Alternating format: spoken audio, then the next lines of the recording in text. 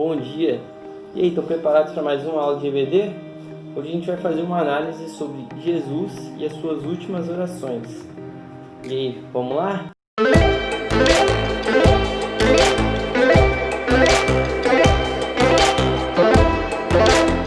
Como eu falei, hoje a gente vai fazer uma análise sobre Jesus e as suas últimas orações. E o nosso texto básico é Mateus 26, 36 a 46, Mateus 27, 45 a 46 e Mateus 23, 34 a 46. E aí, a gente chega num momento delicado, né, de falar sobre oração, porque a gente vai analisar as últimas orações de Jesus. A gente vai começar, com Jesus no Getsemane, que vem do aramaico, que significa prensa de azeite, e nada mais é do que um jardim de oliveiras. E no Getsemane, Jesus ele passou por momentos de intensa agonia, né? A gente vê que em Lucas 22, 44 fala que tanto que o seu suor se tornou como gotas de sangue. E aí a gente não fica só no Getsemane, tá? A gente caminha com Jesus até a cruz e vê, e a gente vai procurar entender, né, alguns sentimentos que Jesus teve e quais foram as suas orações. E a gente vai começar lendo Mateus 26, 36 a 46, tá? Fica à vontade aí para pausar o vídeo, procurar e depois dar play no vídeo. Então, Jesus os levou até um bosque jardinado, Getsemane, e os mandou sentar e esperar, enquanto ele ia adiante para orar. Levou Pedro e os dois filhos de Zebedeu, Tiago e João com ele, e começou a sentir-se cheio de angústia e tristeza. Então disse-lhes: minha alma está cheia de pavor e tristeza, a ponto de morrer. Fiquem aqui, fiquem acordados comigo. Ele avançou um pouco, caiu com o rosto no chão e orou: meu pai, se é possível, que este cálice seja tirado de mim.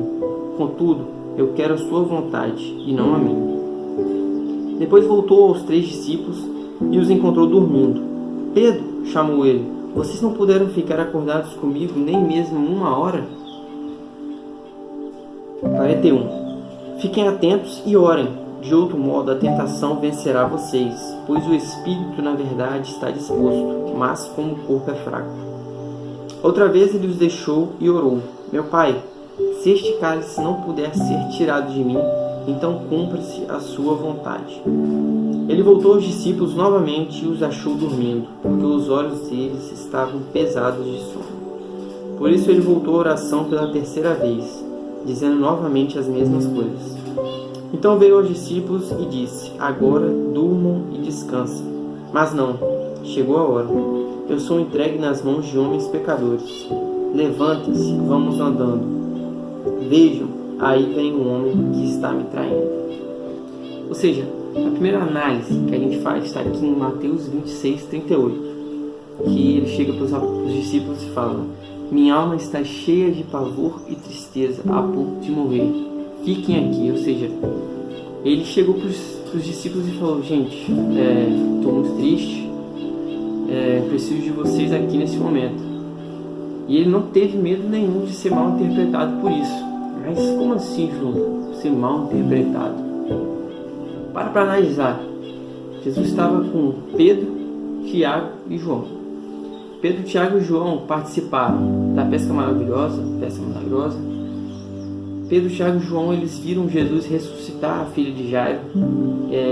Se eu não me engano, um pouco antes, né, eles tinham visto Jesus expulsar demônios. E Pedro, Tiago e João também estavam no Monte da Transfiguração. Ou seja, eles sabiam que Jesus era um ser sobrenatural. E Jesus não teve medo de: poxa, você é sinistro, você é um ser sobrenatural, você está triste. Não, quem é você? Não, Jesus não teve medo. Ele não temeu que se abrir, né, o coração para eles diminuísse a dignidade dele. E tem um escritor que a revista traz, que é o John White.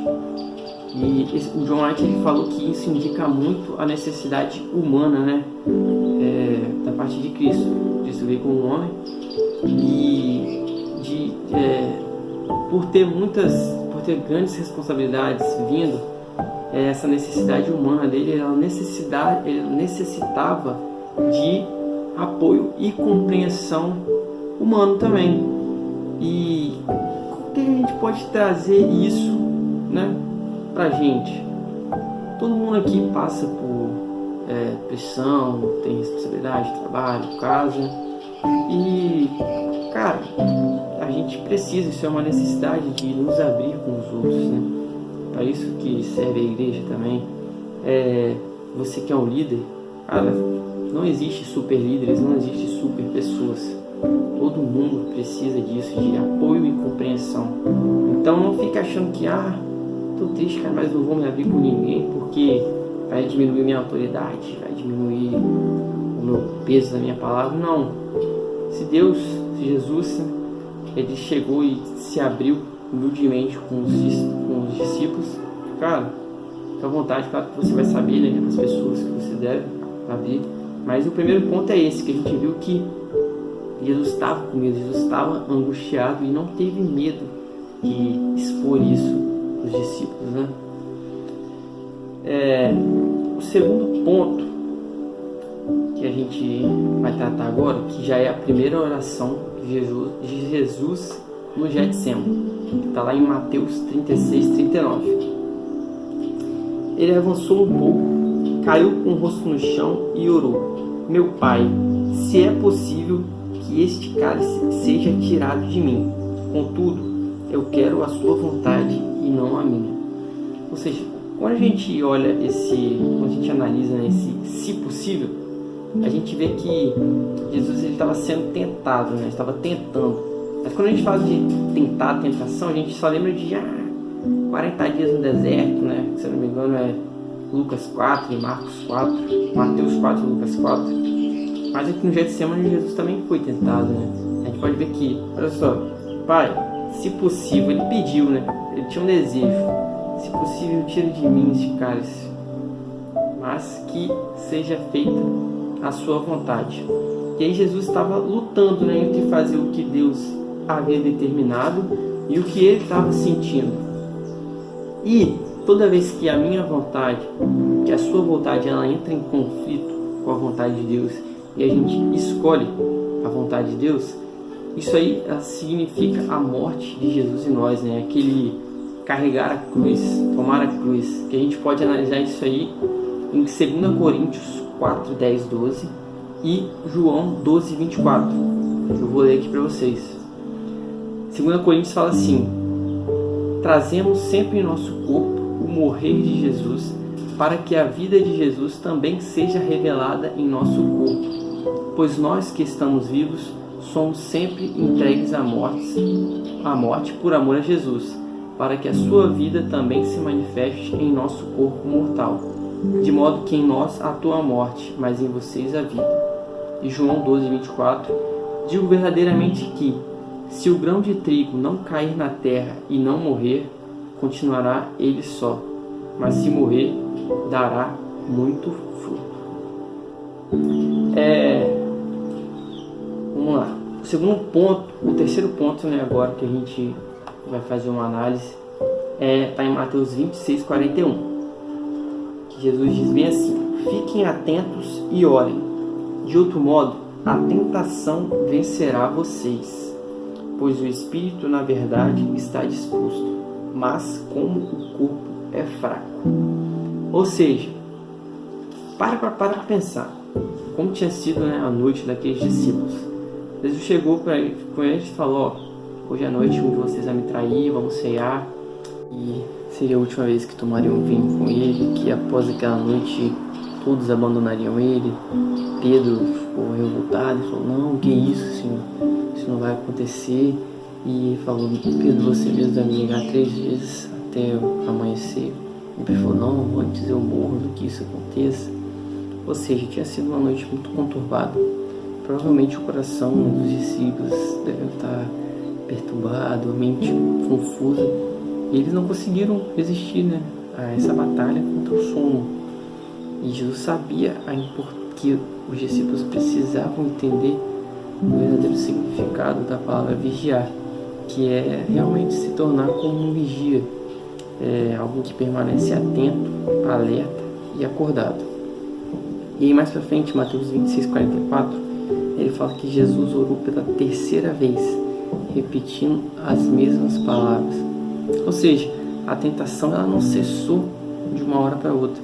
Jesus teve que continuar vigiando e orando. E muitas vezes a gente pensa assim, decidir fazer a vontade de Deus. Só que você acha que você começa a ver que as tempestades e as tentações elas só aumentam. Só que você tem que ter em mente que elas não vão durar para sempre. Elas não cessam na hora, só que elas não vão durar para sempre. E aí lá em Romanos 12:2 fala uma coisa muito legal para esse assunto, né? Que Romanos 12:2: Não imitem a conduta e os costumes deste mundo, mas seja cada um uma pessoa nova e diferente, mostrando uma sadia renovação em tudo quanto faz e pensa. E assim vocês aprenderão de experiência própria como os caminhos de Deus realmente satisfazem a vocês. Ou seja, só vai cessar quando você optar pela vontade de Deus. Caminhando um pouquinho mais para frente, agora a gente vai para Lucas 23:34. Em Lucas 23:34 fala o seguinte: Pai, perdoe esta gente, disse Jesus, porque não sabem o que estão fazendo. Os soldados tiraram sorte sobre a roupa dele, jogando dados para cada peça. E aí a gente pode perceber que agora o cenário já é outro, né? Jesus antes estava no Getsemane e agora ele já estava na cruz. E o John White, que a revista traz algumas falas dele, ele era médico, né, e escritor, e ele fala o seguinte: ficar pendurado com os braços estendidos durante horas produz câimbras nos músculos do peito, do abdômen e do diafragma. A respiração se torna difícil e dolorosa, e a pessoa fica ameaçada de sufocação. Mas para encher os pulmões com ar é preciso levantar o corpo, transferindo o seu peso para o cravo que prende os tornozelos e lutando para ficar menos tenso e poder se elevar mais. Quando a dor se torna insuportável, a pessoa volta às câimbras e à sufocação novamente. Ou seja, Jesus mesmo sentindo essa dor, né, insuportável, lembrando que ele ficou aproximadamente 6 horas, né, sendo crucificado até a morte, ele vai e ora: Pai, perdoa essa gente porque não sabe o que fazem. E uma oração, né, que pede perdão aos ofensores é muito difícil, né, de ser feita por nós, porque normalmente quando acontece algo com a gente, uma pessoa faz algo de ruim, né, de mal com a gente normalmente, Pai, me livra disso, livra todo mal olhar, exorta aquela pessoa, cala a boca dela, que não sei o que, para que eu possa preservar a minha integridade. Mas Deus não. Deus sabia da cegueira e da ignorância espiritual daquele povo, e ele pediu justamente isso para agindo com misericórdia deles, né? E aí esse exemplo de Jesus na cruz, ele nos leva a um nível mais elevado, porque pedir que Deus perdoe as pessoas que ofendem a gente é lembrar que Deus nos perdoa de erros muito maiores. E a gente está pedindo, né, para que Deus perdoe essas pessoas. Eu tenho certeza que se a gente começar a orar desse jeito, a gente vai ver mudança tanto em nós como nessas pessoas que nos ofendem, né? E se você parar para pensar, Jesus crucificado fez essa oração, né? Uma situação extremamente complicada. E a gente que não tem tantas situações assim tão extremas, por que a gente não experimenta fazer, né, esse ato aí? Fica um desafio pra galera. E agora a gente vai caminhar para Mateus 27:46. Em Mateus 27:46 diz o seguinte: perto das 3 horas, Jesus clamou: Eli, Eli, lama sabachthani, que quer dizer: meu Deus, por que o Senhor me abandonou? E muitas das vezes, quando a gente está em situações, né, de aflição, situações difíceis, a gente logo pode vir na nossa cabeça: nossa, Deus abandonou a gente, não está nem olhando pra gente, Deus nos deixou desamparado aqui. E certamente foi isso que Jesus sentiu, né, naquele momento. Só que naquela hora ali ele falou, ele não quis pedir, né, um esclarecimento do porquê Deus tinha abandonado ele. Ele quis só externar, né, o sentimento de solidão dele, porque Jesus sabia o porquê e para que ele estava ali, né? Que a gente pode ver isso, né, em 1 João 2,2, que diz o seguinte: ele foi quem levou sobre si a ira de Deus contra os nossos pecados e nos trouxe a comunhão com Deus. E ele é o perdão para os nossos pecados, e não somente os nossos, mas os do mundo inteiro. Ou seja, ele nada mais, nada menos quis ali do que externar a solidão dele, porque ele já sabia que aquela era a missão dele. E aí, tem um fato muito interessante que, mesmo se sentindo abandonado, ele fala, meu Deus, né? Ele sabia que Deus ainda era o Deus dele.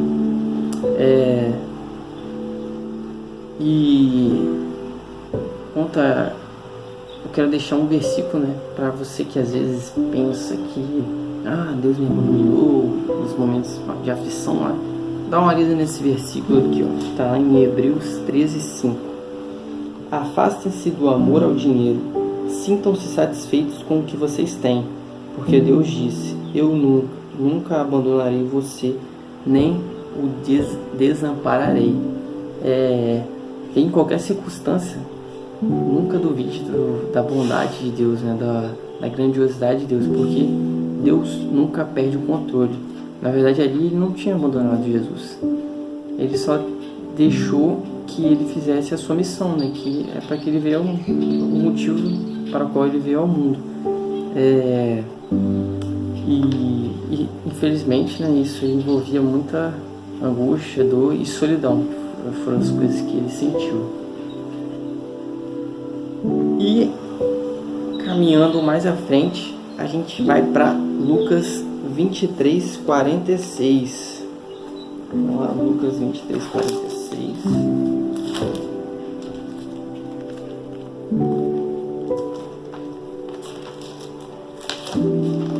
Lá em Lucas 23:46, a gente vai ler que nessa hora Jesus clamou, Pai, ao Senhor entrego o meu espírito, e com estas palavras morreu. E aí, com essa última oração, Jesus ele mostra que o desespero, a solidão, a angústia, tudo aquilo de ruim que ele estava sentindo, deu lugar à confiança. E essa última oração de Jesus, ela influenciou vários homens. Se você quiser dar uma olhada depois em Estevão, em Atos 5, 59 e 60, e Paulo está lá em 2 Timóteo 4, 8. E alguns historiadores dizem também que as últimas palavras de Lutero foram: nas tuas mãos entrego o meu espírito, tu me remiste, Senhor, Deus é verdade. Está lá em Salmos, isso aí nada mais nada menos é que Salmos 31, 5.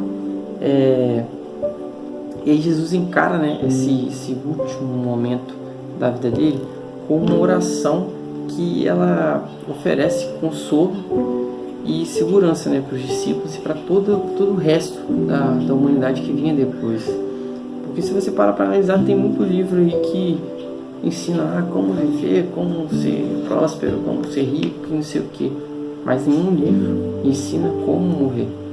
E essa última oração veio para isso, né? Veio para dizer que em meio a todo desespero, a morte em meio a todo o desespero que Jesus vinha sentido, né, deu lugar à esperança. E para os que estão em Cristo, a morte não é um caminho escuro e incerto. E aí, galera, para concluir essa lição, eu desejo que tenha ficado no coração, né, de cada um de vocês toda essa análise, tudo o que Jesus sentiu, todas as orações que ele fez, que tenha ficado no coração de vocês, porque com certeza tudo isso são princípios, né, para a nossa vida cristã, e que a gente possa buscar agir e reagir como Jesus fez nesses momentos adversos e buscar aperfeiçoar, né, nos aperfeiçoar cada dia e ter Jesus realmente como exemplo em vida de oração e de força espiritual, galera. Eu espero que vocês tenham curtido essa lição, que traga muito, que essa palavra possa criar semente, né, criar raiz no coração de vocês, que a gente possa botar isso em prática diariamente. Forte abraço.